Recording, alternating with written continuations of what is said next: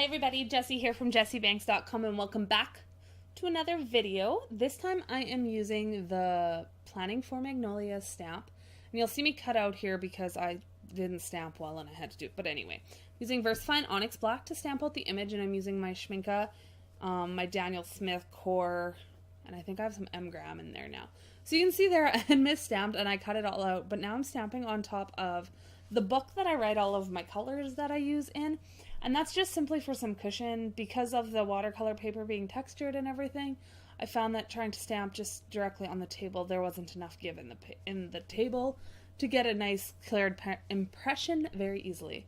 So I stamped it in that book, and now I'm just taping it back down onto the table. And the reason I ran that piece of watercolor or a piece of washi tape up that one edge was just simply to get the same border that I'm going to have in the rest of it here as well. So now I'm just going to retape it all down, and then it'll match right up to there. So now I'm going to go in and I'm going to start watercoloring. We're going to paint this one, and I'm just going to go through here and wet the entire background. So this video is for Inspire Me Monday over on the Power Poppy blog. If you're at my YouTube channel or on my blog, definitely pop down below and you can see lots of inspiration done with Power Poppy images. Marcella is fantastic, and she has digital and clear stamps and everything of that nature. So I'm just adding in some blues for the backgrounds. I kept this one really washy and light. I think it turned out very, very pretty. So, but yeah, she's got tons of clear stamps and digital stamps, and she releases digital stamps like 3 times a month. It's on the 5th, so like the 5th, the 15th, and the 25th of virtually every month. I know there's, she's got clear stamps coming out in the near future, and it's just tons of fun. Super awesome lady. Her artwork is magnificent. So if you haven't been over to the blog or checked out the store, you definitely should do that. So we're just dropping in the color right along the image there, and you can see how when I wet it ahead, it's blending itself out, so it just follows the wet paper. And I like to let actually, when I do these, I don't have a heat gun or a blow dryer or anything anywhere near me. My craft room's downstairs, and I'm recording this in my dining room. But I like to let them dry naturally, and that's simply because as long as that paper is cool, it's wet, and as long as it's wet, the watercolor is moving.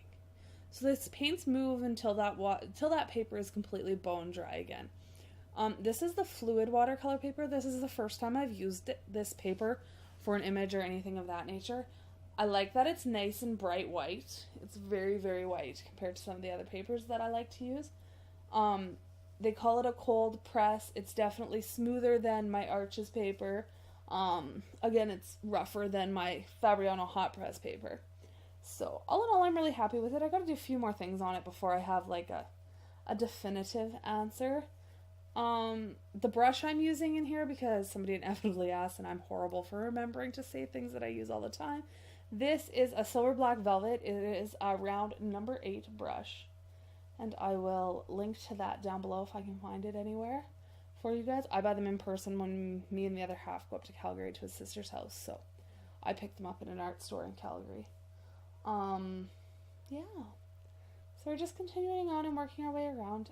I have this video sped up to 4 times the original speed, so it is going very, very fast, and you can see how long it's still taking me to cover that entire background.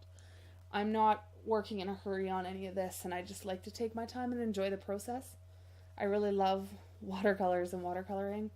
I want to start playing with gouache. I really need to pick some up, but I love these, and my collection slowly grows. I buy 1 or 2 tubes every time I'm in an art store, because who doesn't need a million colors? Primaries? Who needs just primaries? I'm kidding. You can totally get away with like 6 tubes of paint. You do not need as many tubes of paint as I have. But I'm just going to get this background done. You can see the light change there. I probably had to turn on my hot light. It was getting dark out. I could tell I was losing light in the video. Now I'm going through, and the paper is still not completely dry, but it is partially dry. And I'm going through and adding just some darker areas of blue. I didn't have enough color for what I wanted in there, so I'm just going to add a little bit more.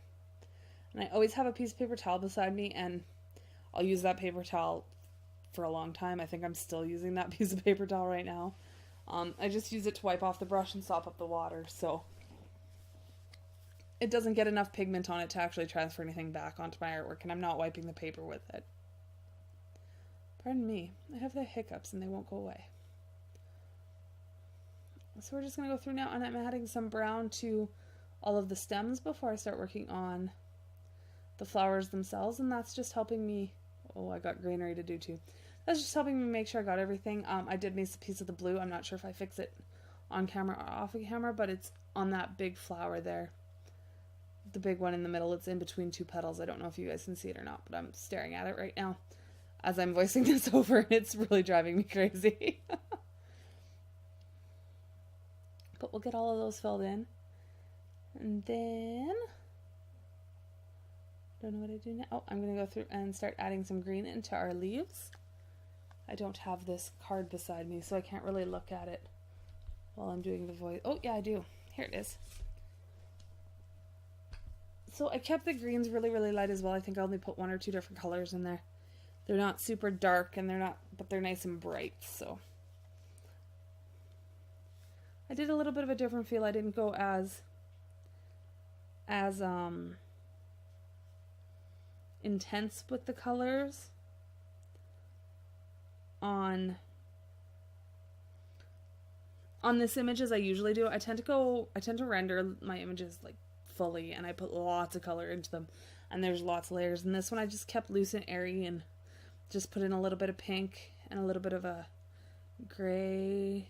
I'm not sure if I used a purple or a blue or what I used for it, and I won't know because I should have voiced this over a long time ago, but I didn't. So I'm going to guess that it's probably dioxazine purple really watered down would be my assumption, because it doesn't have any sparkles in it, so it's not amethyst.